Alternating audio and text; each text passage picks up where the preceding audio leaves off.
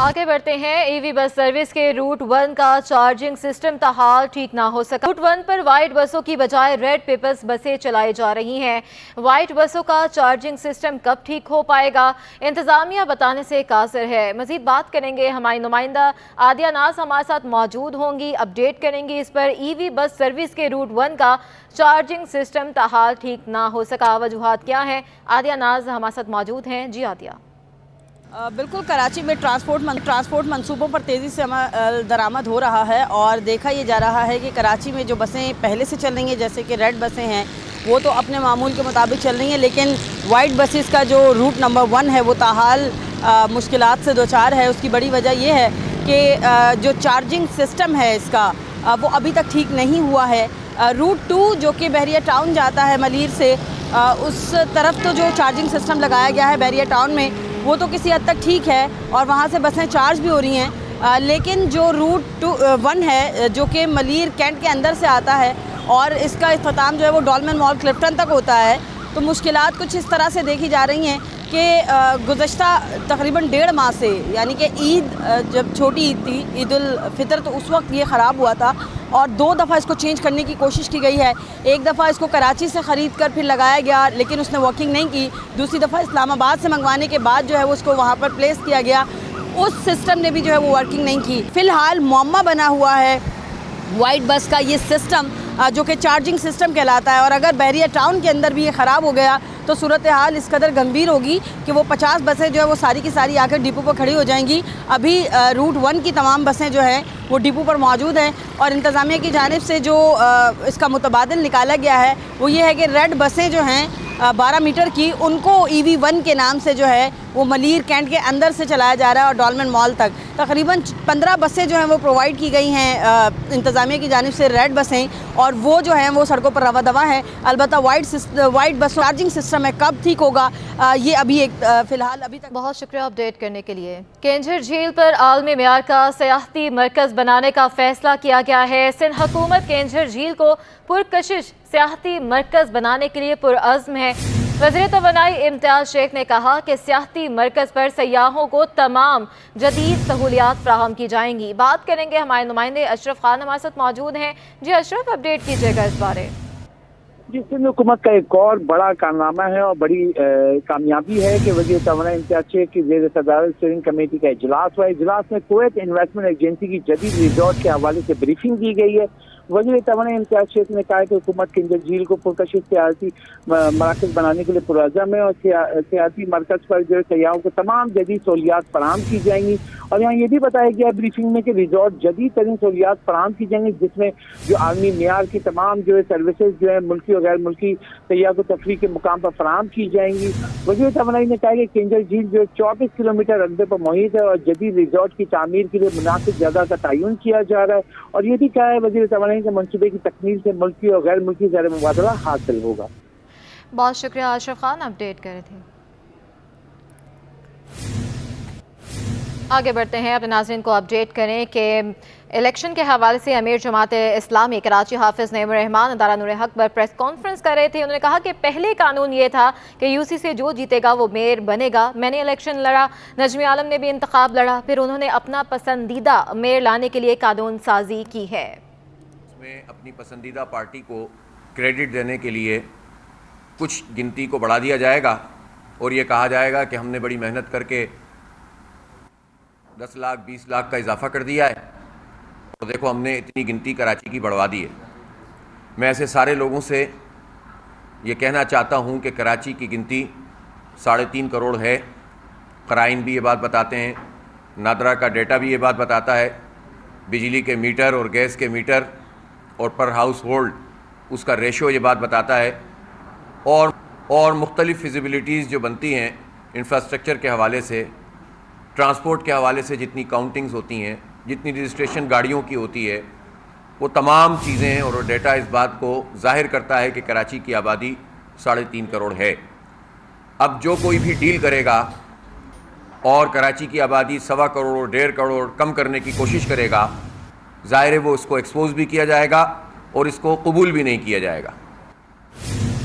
पूरी ज़मीनों पे कब्ज़े हो रहे हैं, ला कर लोगों को बिठा देते हैं, پہلے جھگیاں بناتے ہیں، پھر اس کے بعد قبضہ کر لیتے ہیں، جس کی زمین ہوتی ہے وہ مارا مارا پھرتا ہے، کہیں سے کوئی انصاف نہیں ملتا، نہ عدالتوں سے ملتا ہے نہ کسی محکمے سے ملتا ہے. قبضہ تو کر ہی رہے ہیں. اب اس قبضے کو مزید ایک لیگل کور دینے کے لیے اور کہنے کے لیے کہ میئر بھی ہمارا ہے، یہ جلد بازیاں ہو رہی ہیں. اور الیکشن کمیشن اس میں پوری طرح سے پیپلز پارٹی کی بی ٹیم نہیں اے ٹیم کا کردار ادا کر رہا ہے، اور اس لیے وہ آگے نہیں بڑھانا چاہ رہے الیکشن کہ ان کو خطرہ ہے کہ کسی وقت بھی کیئر ٹیکر گورنمنٹ آ جائے گی. تو جو 100% اس وقت ان کی اجارہ داری ہو سکتا ہے وہ 80% رہ جائے. تو کہیں ایسا نہ ہو کہ یہ گیم ان کے ہاتھ سے نکل جائے اور چیزیں اپنی اوریجنل پوزیشن پہ آ جائے. تو کیئر ٹیکر گورنمنٹ سے بچنے کے لیے بھی یہ چاہتے ہیں کہ فوری طور پر یہ کام کریں. میئر کسی کا بھی آئے کام نہ کرنے کا کوئی بہانہ نہیں ہوگا. لگتا ہے پیپلز پارٹی اپنا میئر لانے میں کامیاب ہو جائے گی.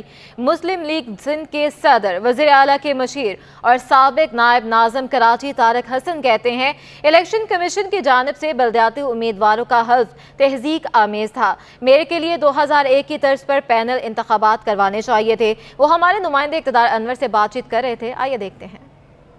بہت جناب آپ کا کراچی سمیت سندھ بھر میں بلدیاتی الیکشن کی حلف برداری مکمل ہونے کے بعد اب mayor, deputy mayor, chairman, vice chairman اور مخصوص نشستوں کے جو انتخاب کا مرحلہ ہے وہ جاری ہے. ہمارے ساتھ موجود ہیں مشیر وزیر اعلیٰ سندھ، پاکستان مسلم لیگ کاف سندھ کے صدر طارق حسن صاحب. ان سے بات کرتے ہیں. طارق بھائی، آپ بہت عرصے تک جو ہے سٹی کونسل چلاتے رہے ہیں. یہ موجودہ جو بلدیاتی نظام آ رہا ہے، اس میں پہلے حلف اٹھا دیا گیا، بعد میں ترجیحی لسٹ آئے گی، پھر ٹاؤن کی لسٹ آئے گی، پھر یو سی کی، تو ایک کھچڑی سی بن گئی ہے. آپ کا اس بارے میں کیا تاثر ہے، کیا ہونا چاہیے تھا؟ لیکن نہیں، میرے تھینک یو ویری مچ اقتدار بھائی، آپ آئے اور آپ نے مجھے اس حوالے سے مجھ سے پوچھا. میرے حساب سے تو یہ جو حلف برداری ہوئی ہے، یہ ان کو چاہیے تھا کہ وہ سٹی کونسل کے اندر جتنے میئر بنے تھے کراچی سے یا چیئرمین، یو سی چیئرمین بنے تھے، کیونکہ U C chairman city council کا ممبر ہوتا ہے، تو ان کو سٹی کونسل سے اس کی حلف برداری کروانی چاہیے تھی. ایڈمنسٹریٹر کراچی سے یا کمشنر کراچی سے ان کی حلف برداری کروانی چاہیے تھی، جو کہ انہوں نے ایک اے سی سے جو ہے اس کی حلف برداری کروائی ہے اور عجیب طریقے سے کروائی ہے. مجھے کچھ سمجھ میں نہیں آیا. ہاں، اور اس کو بہتر کرنا چاہیے تھا. اس سے بہتر یہ ہوتا کہ یہ پینلز بنا کر پورے شہر سے ان کو لڑاتے، جس طرح ہمارے زمانے میں ہوا تھا کہ میئر اور ڈپٹی میئر نے پورے کراچی شہر سے الیکشن لڑا تھا. تو وہ زیادہ اچھا ہوتا اور زیادہ بہتر ہوتا کہ اس کو پتہ ہوتا کہ وہ پوری کراچی کی عوام ان کو جانتی تو ہوتی. ابھی انہوں نے ایک ترمیم کی ہے اسی چیز کو سامنے رکھتے ہوئے، کیونکہ میئر کراچی کی ایک پوزیشن ہے. ایک یونین کونسل کا ناظم میئر کراچی بن جائے، ٹھیک ہے اگر وہ پڑھا لکھا سمجھدار آدمی ہے، لیکن بہت سارے ایسے لوگ ہیں جو شائع ہوتے ہیں وہ یونین کونسل کے الیکشن میں لڑنے کے لیے. تو وہ میئر کراچی کے لیے آپ کو ایک اچھا بندہ چاہیے، پڑھا لکھا سمجھدار بندہ چاہیے، جو سمجھدار بھی ہو، جو سیاسی سوجھ بوجھ بھی جانتا ہو اور جو سسٹم کو چلانے کا طریقہ بھی جانتا ہو. لیکن فیلنگز تو یہی ہیں کہ جو بھی آئے، چاہے وہ پیپلز پارٹی ہو، زیادہ چانسز اس وقت یہ ہیں کہ پیپلز پارٹی جو ہے اپنا میئر لے آئے گی، تو کام کرنا پڑے گا کراچی میں. اب جو بھی پارٹی آئے گی وہ بہانے نہیں بنا سکے گی کہ جی ہمیں یہ نہیں ملا، ہمیں وہ نہیں ملا، ہمیں ایسے نہیں ہوا، ہمیں ویسے نہیں ہوا. اب آپ کا سروائیول اور سسٹم کا سروائیول صرف اسی میں ہے کہ آپ کام کریں کراچی کے لیے اور کراچی کو واپس ایک اچھا شہر بنائیں. تو میں سمجھتا ہوں کہ پیپلز پارٹی اپنا میئر لے کر آئے گی. ہماری بیسٹ وشیز ہیں پیپلز پارٹی کے لیے کہ وہ اپنا میئر لے کر آتی ہے، لیکن وہ اپنا میئر لانے کے بعد اپنی جان نہیں چھڑا سکے گی. اس کو کام کر کے کراچی میں اپنے آپ کو منوانا پڑے گا. بہت شکریہ. یہ طارق حسن صاحب جو کہ ڈپٹی میئر کراچی میں رہے ہیں اور مسلم لیگ کاف سندھ کے صدر بھی ہیں، کہہ رہے تھے کہ اگر پیپلز پارٹی اپنا میئر لے آتی ہے تو اس دفعہ جان چھڑانا مشکل ہوگا، کیونکہ سب کو جو اسے کام ضرور کرنا ہوگا. جی، ایم کیو ایم پاکستان تنظیمی ڈھانچے کو منظم کرنے کے لیے سرگرم ہے. سینٹرل آرگنائزنگ کمیٹی 14 ارکین کا اضافہ کر دیا گیا ہے. آئندہ چند روز میں پارٹی کے مزید کارکنان کو اہم ذمہ داریاں دی جائیں گی. اپنے ناظرین سے اپڈیٹ کر رہے ہیں. ایم کیو ایم پاکستان تنظیمی ڈھانچے کو منظم کرنے کے لیے سرگرم ہے. سینٹرل آرگنائزنگ کمیٹی میں 14 اراکین کا اضافہ کر دیا گیا ہے. آئندہ چند روز میں پارٹی کے مزید کارکنان کو اہم ذمہ داریاں دی جائیں گی. مزید بات کریں گے. شعیب مختار ہمارے ساتھ موجود ہیں. شعیب، اپڈیٹ کیجیے گا. جی بالکل، ایم کیو ایم پاکستان تنظیمی ڈھانچے کو منظم کرنے کے لیے سرگرم ہے. سینٹرل آرگنائزنگ کمیٹی میں 14 اراکین کا اضافہ کر دیا گیا ہے.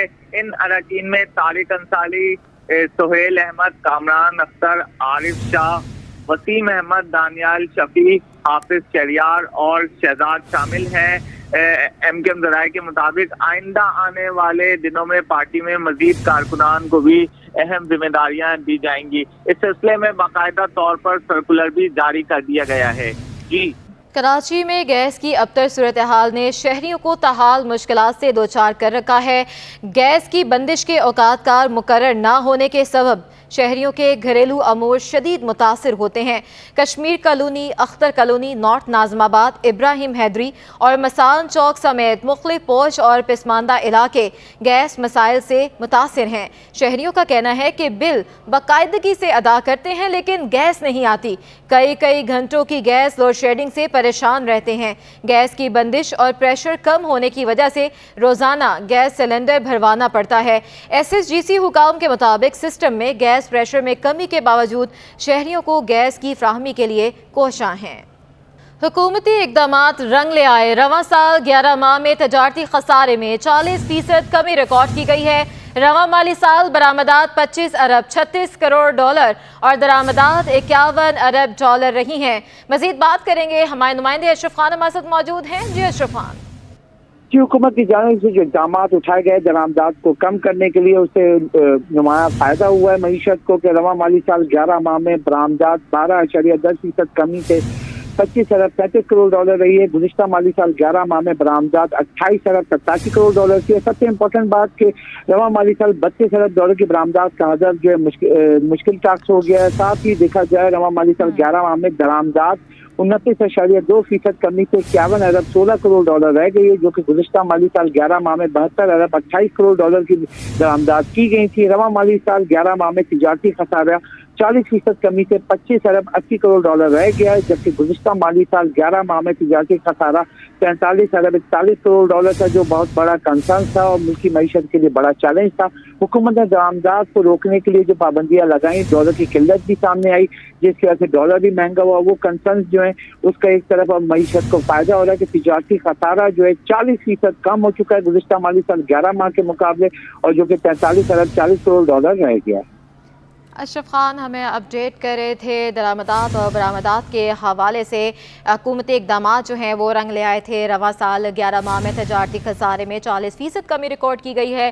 رواں مالی سال برآمدات 25 ارب 36 کروڑ ڈالر اور درآمدات 51 ارب ڈالر رہی ہیں. اشرف خان ہمیں اپڈیٹ کر رہے تھے. آپ کا بہت شکریہ.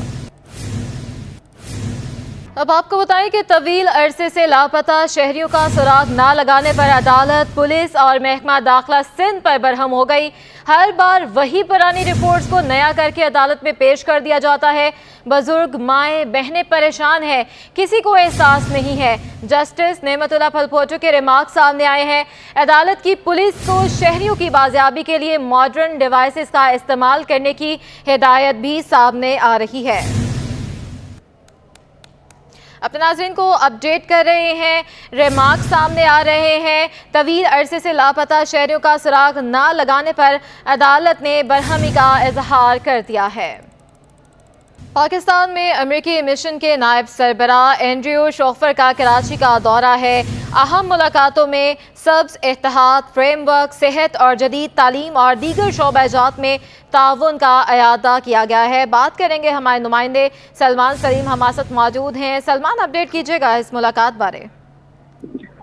جی بہت شکریہ. دیکھیں، پاکستان میں امریکی مشن کے نائب سربراہ اینڈریو شوفر نے جو ہے وہ کراچی کا دورہ کیا ہے جس کا مقصد امریکہ پاکستان سبز اتحاد فریم ورک اور سمیت پاکستان میں صحت کی دیکھ بھال اور تعلیم کے شعبے جات میں امریکہ کا تعاون و عزم کو اجاگر کرنا تھا. ساتھ ساتھ اینڈریو شوفر کی سرکاری عہدیداران، ڈاکٹر انسانی حقوق کے نمائندگان اور امریکی حکومت کے معاونت سے چلنے والے انگلش ورک شاپ پروگرام کے طالب علموں کے ساتھ ملاقاتیں جو ہے وہ ہوئی ہیں جس کے اندر نمایاں پہلوؤں کے اوپر بات چیت بھی ہوئی ہے. ساتھ ساتھ دیکھیں، امریکہ اور پاکستان کی جانب سے فریم ورک برائے سبز اتحاد کے ذریعے مستقبل میں پیش آنے والی ماحولیاتی اور معاشی چیلنجز سے نپٹنے کے لیے مستقل تیاریاں کی جا رہی ہیں. جبکہ ڈی سی ایم این شوفر نے ان ترجیحات کی حوصلہ افزائی کے لیے پاکستان کے वजीर बराए बहरी उमूर सैयद फैसल सफवारी हुकूमती अहदेदारान और निजी शोबा के सरबराहान के साथ जो है वो मुज़ाकरात में जो है वो शिरकत भी की ताकि पाकिस्तान में जहाज रानी की माहौल दो सरगर्मियों को जदीद खतूत पर सवार करने के लिए नई तरीकों की निशानदेही की जा सके थी। बहुत शुक्रिया सलमान सलीम अपडेट करने के लिए। ओलंपियन सलाउद्दीन और doctor Mohammad Ali Shah intra academy girls and boys hockey tournament का आगाज़ हो गया है। टूर्नामेंट के matches north Nazimabad Olympian Salauddin और doctor Mohammad Ali Shah hockey academy में खेले जा रहे हैं। मज़ीद बताएंगे मोहम्मद हमाद। ओलंपियन इस्लाउद्दीन व doctor Mohammad Ali Shah intra academy girls and boys hockey tournament का आगाज़ जो है हो चुका है और इस वक्त ये टूर्नामेंट डॉक्टर इस्लाउद्दीन व डॉक्टर मोहम्मद अली शाह अकेडमी में खेला जा रहा है। हमारे साथ जो है इस तमाम आठों टीम को लीड करने वाले कोच जो है आले हसन मौजूद है। उनसे बात करते हैं और इनसे तफसीलात जानते हैं इस पूरे टूर्नामेंट की। आले, मुझे बताइएगा कितनी टीमें जो है इसमें शिरकत कर रही हैं? जी, आपका बहुत बहुत शुक्रिया। इस टूर्नामेंट में 8 टीमें पार्टिसिपेट कर रही हैं, 4 गर्ल्स की और 4 बॉयज़ की। और इन 4 जो टीमें हमारी बॉयज़ की हैं इनको हमने अपने साबका ओलंपियंस जो हैं गोल्ड मेडलिस्ट अख्तर इस्लाम साहब, ओलंपियन अयाज महमूद साहब, ओलंपियन कमर इब्राहिम, ओलंपियन समीर हुसैन के नाम से मुंसलिक करा है। ये हिदायत हमारे चेयरमैन इस्लाउद्दीन सिद्दीकी साहब की तरफ से थी जो इस पूरी एकेडमी के रूह रवां हैं। और यही 4 नाम से जो है हमारी गर्ल्स की टीमें हैं जो इस टूर्नामेंट में पार्टिसिपेट कर रही हैं और जिनके मैचेस कल से स्टार्ट हो गए हैं। अभी आपके सामने ये मैचेस हमारा स्टार्ट हुआ हुआ है। हमारे कोचेज़ हैं, सग़ीर भाई हैं, असद ज़हीर हैं, वासिफ़ रज़ा हैं, वो सब इन बच्चों को ट्रेनिंग करवा रहे होते हैं और समीर भाई जो है ख़ुद उसको चेक एंड बैलेंस रखते हैं। और इस्लाउद्दीन सिद्दीकी साहब तो आपको पता है कि वो चेयरमैन हैं और उनकी हिदायत के बगैर कोई भी ऐसा काम जो है वो अकेडमी में नहीं होता। आज ही देखें, बिल्कुल इस टूर्नामेंट में 8 टीमें जो है शिरकत कर रही है। उन तमाम 8 टीमों को जो है साबिक ओलंपियन जो हमारे खिलाड़ी हैं उनके नाम से नाम दिया गया है। और इस टूर्नामेंट में ना सिर्फ जो है बॉयज़ बल्कि ख़वातीन ने भी बढ़ चढ़ कर हिस्सा लिया है। और 34वें नेशनल गेम जो भी हुए थे HSC की जानिब से जो खेलने वाली ख़वातीन खिलाड़ियाँ थी वो भी इस टूर्नामेंट में शिरकत कर रही हैं। जी।